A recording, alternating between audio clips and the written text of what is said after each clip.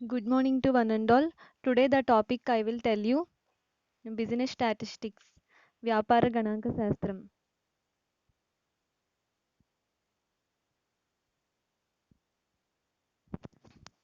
వ్యాపార గణాంక శాస్త్రం బిజినెస్ స్టాటిస్టిక్స్లో మెజర్స్ ఆఫ్ డిస్పర్షన్ యూనిట్ 2లో మెజర్స్ ఆఫ్ డిస్పర్షన్ అనే టాపిక్ని డిస్కస్ చేసుకుంటున్నాం. వ్యాపార గణాంక శాస్త్రంలో విస్తరణమానాలు అనే టాపిక్ మీద డిస్కస్ చేసుకుంటున్నాం. సో అయితే what is measures of dispersion? ఇక్కడ చూస్తే concept of dispersion. In the content of quantitative business statistics, quantitative techniques dispersion indicates the extent to which individual values spread away from a central value or the mean value. అయితే మనకి కేంద్ర స్థానపు కొలతలలో అంకమధ్యమం, మధ్యగతం, బాహుళకం మొదలైనవి దత్తాంశానికి ప్రాతినిధ్యం వహించే అంకెలను తెలియజేస్తాయి.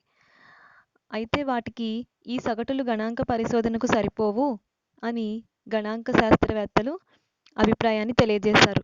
సో గణాంక పరిశోధన లక్ష్యం ప్రకారం మనకి విస్తరణమానాలు వీటి ద్వారా కూడా సగటును లెక్కించడానికి మరికొంత అవసరం ఉంది అని గణాంక శాస్త్రవేత్తలు అభిప్రాయం. మెజర్స్ ఆఫ్ సెంట్రల్ టెండెన్సీలో అర్థమెటిక్ మీన్, మీడియన్, మోడ్ ఏదైతే కలెక్షన్ ఆఫ్ డేటా ఏదైతే డేటాని కలెక్ట్ చేయబడిందో ఆ డేటా నుండి సో యావరేజ్ అనేది క్యాలిక్యులేట్ చేయడం జరిగింది. సో అవి మాత్రమే సరిపోదు. సో యావరేజ్ క్యాలిక్యులేట్ చేయడానికి ఆ మెథడ్స్ మాత్రమే సరిపోవు, మరికొన్ని మెథడ్స్ అనేవి సో అవసరము అని అందులో ఇక్కడ మెజర్స్ ఆఫ్ డిస్పర్షన్ సో ఈ మెథడ్ని ఉపయోగించి కూడా యావరేజ్ అనేది క్యాలిక్యులేట్ చేయొచ్చని స్టాటిస్టికల్ ఇన్వెస్టిగేటర్స్ సో వారి యొక్క అభిప్రాయాన్ని తెలియజేశారు. సో ఇక్కడ డెఫినిషన్ చూస్తే according to Bowley dispersion is the measure of the variation of the items. Bowley ఏం చెప్తున్నారంటే అంశాల విచరణమానమే విస్తరణం. సో అదేవిధంగా according to L.R. Conner, dispersion is a measure of the extent to which the individual items vary. So ఇక్కడ ఏం చెప్తున్నారంటే dispersion is a measure of the extent to which the individual items vary. సగటు చుట్టూ సంఖ్యా దత్తాంశపు విలువలు ఏ స్థాయిలో అయితే వ్యాపించబడి ఉంటాయో దానినే దత్తాంశ విస్తరణ అని అంటున్నారు. సగటు చుట్టూ ఏ స్థాయిలో అయితే సంఖ్యా దత్తాంశపు విలువలు వ్యాపించబడి ఉన్నాయో సో దానిని దత్తాంశ విస్తరణ అని అంటారు. సో అదేవిధంగా మనకి ఇక్కడ types of measures of dispersion. Dispersion can be measured two ways, absolute measures, relative measures. So absolute measures విస్తరణమానాలు రెండు రకాలు, పరమ విస్తరణమానాలు, సాపేక్ష విస్తరణమానాలు. సో పరమ విస్తరణమానాలు అబ్సల్యూట్ మెజర్స్. సో ఇక్కడ చూస్తే absolute measure of dispersion are expressed in same units in which original presented, but these measures cannot be used to compare variations between the two series.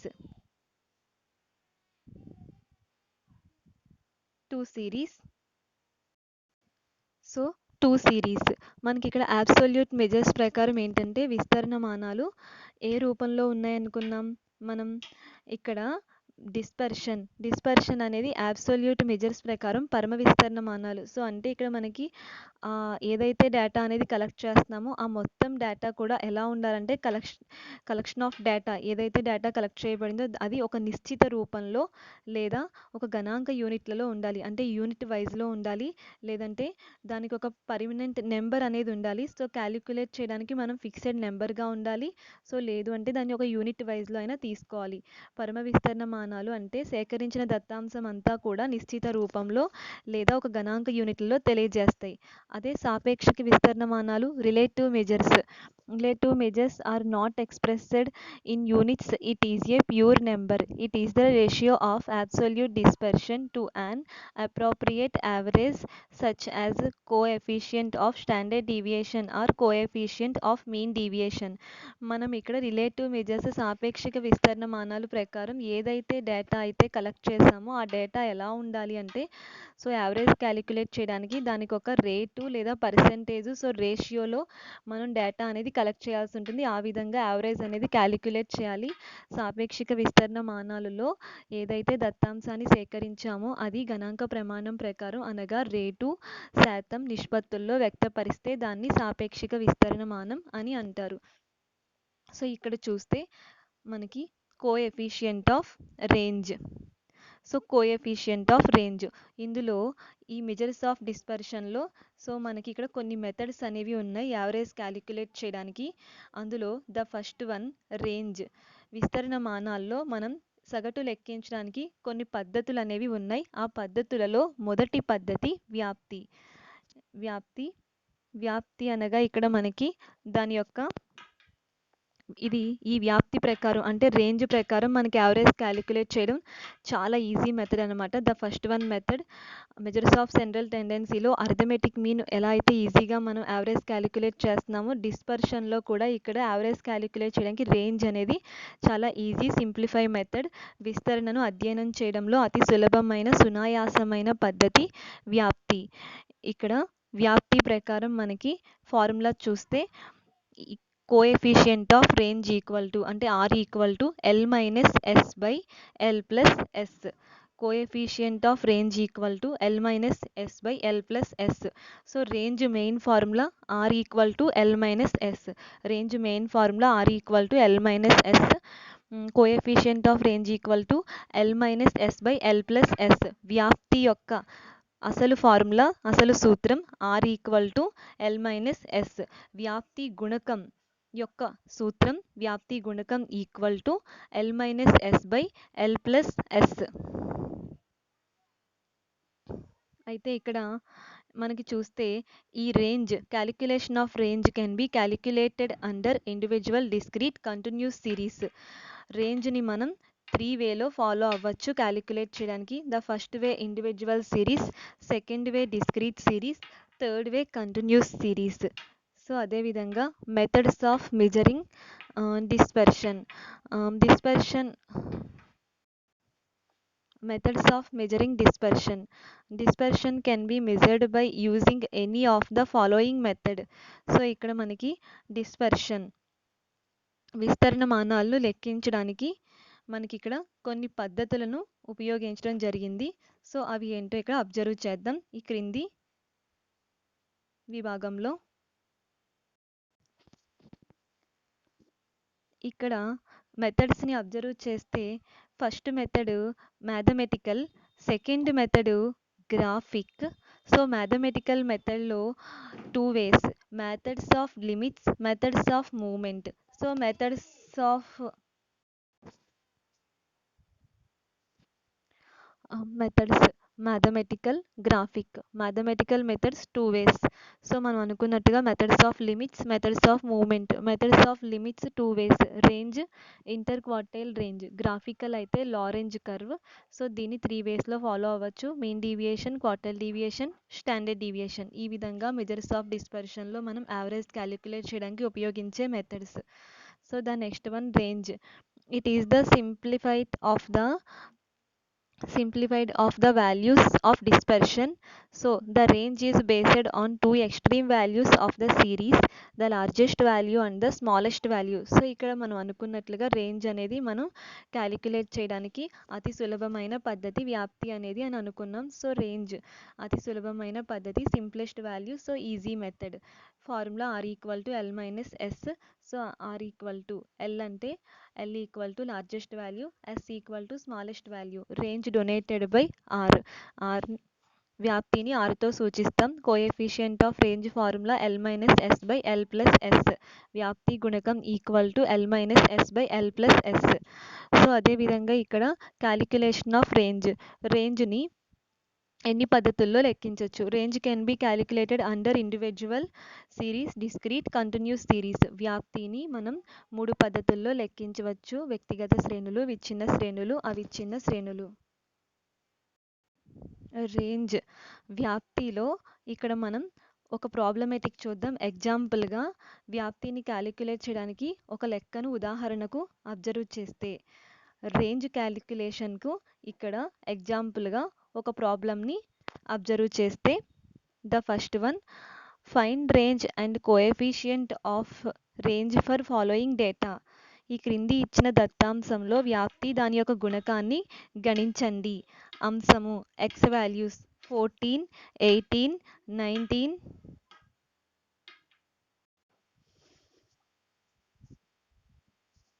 So ఈ క్రింది ఇచ్చిన దత్తాంశంలో వ్యాప్తి మరియు దాని గుణకాన్ని లెక్కించండి. దత్తాంశం.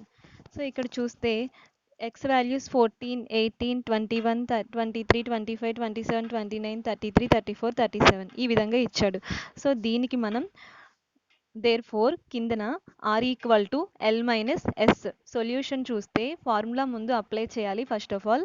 So are equal to L minus S, range equal to L minus S. Here L equal to largest value. ఇచ్చిన data వాల్యూస్లో లార్జెస్ట్ వాల్యూ అబ్జర్వ్ చేస్తే మనకి ఇక్కడ 37, 14 to 37లో 37 అనేది లార్జెస్ట్ వాల్యూ కాబట్టి ఎల్ ఈక్వల్ టు 37. అదేవిధంగా ఇచ్చిన డేటా వాల్యూస్లో స్మాలెస్ట్ వాల్యూ అబ్జర్వ్ చేస్తే ఇచ్చిన డేటా వాల్యూస్ 14 to 37లో మనకి ఇక్కడ స్మాలెస్ట్ వాల్యూ 14 కనుక సో 14 స్మాలెస్ట్ వాల్యూగా మనం ఇక్కడ అప్లై చేసాం.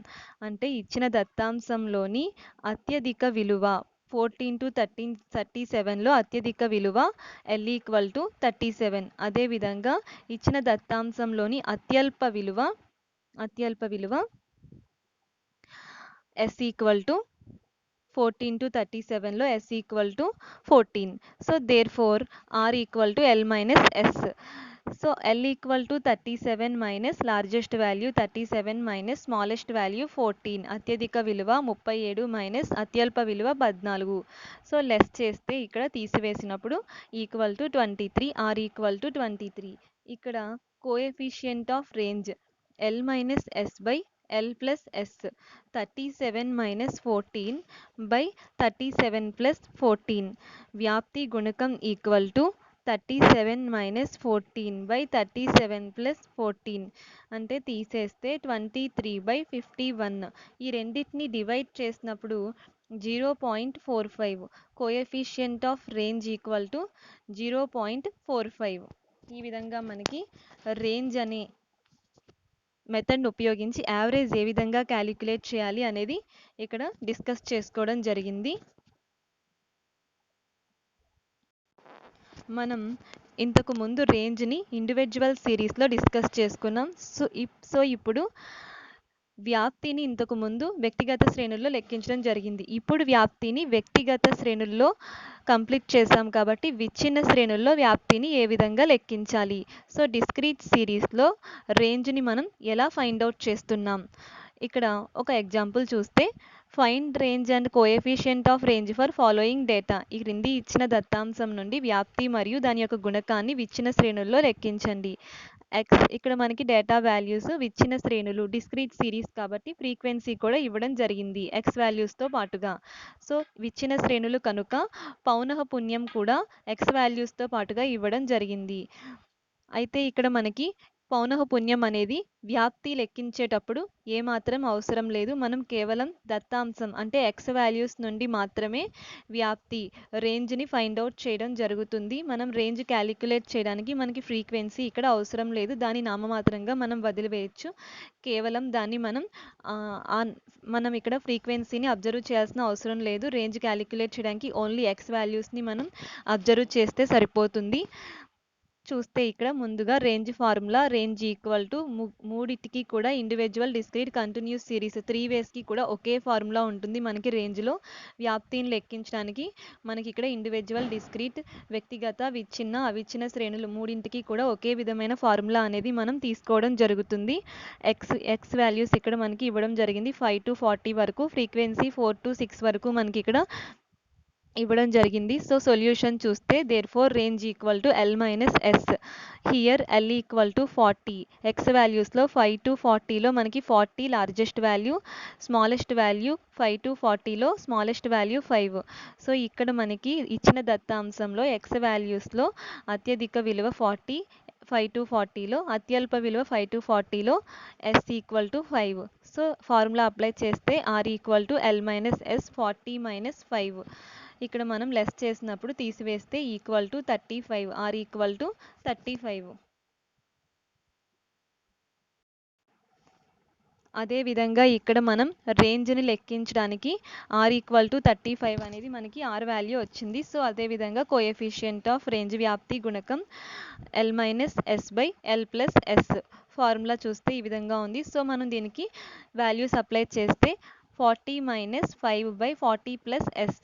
సో 35/45 లెస్ చేస్తే, ఒకటి లెస్ చేయాలి, రెండోది యాడ్ చేసాం. 35/45 డివైడ్ చేయగా 0.77. ఎప్పుడైనా గుర్తుపెట్టుకోవాల్సింది కోఎఫిషియంట్ వ్యాప్తి గుణకం. గుణకం అనే అంశాన్ని మనం లెక్కించేటప్పుడు కోఎఫిషియంట్ అనే పదం, గుణకం అనే వర్డ్ని మనం గుణకం అనే అంశాన్ని తీసుకొచ్చినప్పుడు మనకి లాస్ట్ ఫైండ్ అవుట్ చేసే ఆన్సర్ అనేది నెగిటివ్ వాల్యూ 0తోనే స్టార్ట్ అవుతుంది. అలా వచ్చినప్పుడు మాత్రమే మనం చేసిన ప్రాబ్లం అనేది కరెక్ట్గా ఉంటుంది. సో మీరు లెక్కించిన ఆ ప్రాబ్లం అనేది సొల్యూషన్ అనేది కరెక్ట్గా వచ్చినట్టు మీరు అభిప్రాయపడాలి. సో అదేవిధంగా మనకి ఇక్కడ next follow method continuous series. So రేంజ్ని లెక్కించడానికి కంటిన్యూస్ సిరీస్లో ఏ విధంగా, సో అవిచ్ఛిన్న శ్రేణుల్లో వ్యాప్తిని ఏ విధంగా లెక్కించాలి. Calculate R and coefficient of R from following data. Class interval frequency, మనకి ఇక్కడ కంటిన్యూస్ సిరీస్ కాబట్టి క్లాస్ ఇంటర్వెల్ ఫ్రీక్వెన్సీ ఇవ్వడం జరిగింది. ఇందులో కూడా రేంజ్ క్యాలిక్యులేట్ చేయడం కోసం ఫ్రీక్వెన్సీని పూర్తిగా వదిలివేయడం జరుగుతుంది. కేవలం తరగతి అంతరాలు, క్లాస్ ఇంటర్వెల్స్ని మాత్రమే మనం అబ్జర్వ్ చేయడం జరుగుతుంది. వ్యాప్తి లెక్కించడానికి కేవలం తరగతి అంతరాలు మాత్రమే గమనించవలను, పౌనఃపున్యాలను వదిలివేయాలి. సో ఇక్కడ చూస్తే కిందన సొల్యూషన్ చూస్తే r equal to l minus s, here l equal to 80. So ఎక్కడ తరగతి అంతరాలు క్లాస్ ఇంటర్వెల్స్లో 20 to 30 నుండి 70 to 80 వరకు అబ్జర్వ్ చేస్తే లార్జెస్ట్ వాల్యూ మనకి ఇక్కడ ఒక ఫ్యాక్టర్, ఈచ్ ఫ్యాక్టర్ని మనం అబ్జర్వ్ చేసినప్పుడు సో ఇక్కడ 80 అనేది బాగా హైయెస్ట్ వాల్యూ కనుక l ఈక్వల్ టు 80. అందులో మళ్ళీ లోయెస్ట్ వాల్యూ మనకి ఇక్కడ స్మాలెస్ట్ వాల్యూ అనేది 20 కనుక s ఈక్వల్ టు 20. మనకి ఇచ్చిన తరగతి అంతరాల్లో అత్యధిక విలువ 80, అత్యల్ప విలువ 20. ఆ విధంగా తీసుకున్నాం. ఫార్ములా అప్లై చేస్తే r equal to l minus s, r equal to 80 minus 20. So answer 60, r equal to 60. Coefficient of range వ్యాప్తి గుణకం l minus s by l plus s. So l minus s అనగా largest value minus smallest value by largest value plus smallest value 80 minus 20 by 80 plus 20. So ఈ రెండింటిని మనం divide చేస్తే 60/100. So ఇక్కడ వచ్చిన answer 0.6.